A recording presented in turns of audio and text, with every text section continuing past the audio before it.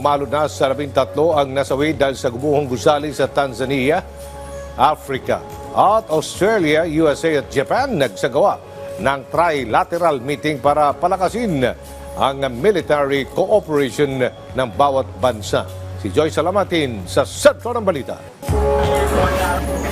Umakyat na sa 13 ang nasawi sa Tanzania matapos gumuho ang isang 4-story building. Ayon sa mga otoridad, posibleng substandard ang pagkakagawa sa gusali kaya ito gumuho. Tinataya namang nasa 80 residente ang na-rescue sa insidente. Sa ngayon, nagpapagaling na sa hospital ang nasa 26 na sugatan. Nagsagawa ng trilateral meeting ang Australia, Amerika at Japan. Layo nitong mapalakas ang kanilang military cooperation.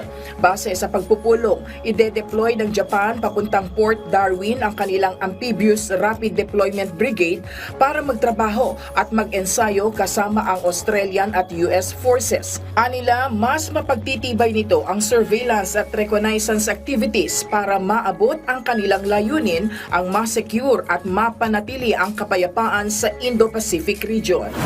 Umani ng iba't ibang reaksyon ang laban ni na former world heavyweight champion Mike Tyson at YouTuber turned fighter na si Jake Paul. Ito'y matapos magwagi ni Paul via unanimous decision sa 8-round heavyweight match na ginanap sa Arlington, Texas. Ayon sa mga manonood, malaki ang agwat ng edad ng dalawang boksingero kaya nagkaroon ng advantage si Paul sa laban.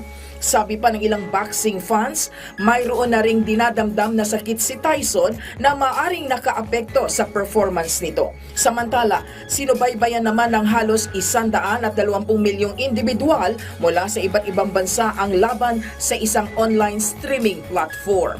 Joy Salamatin para sa Pambansang TV sa Bagong Pilipinas.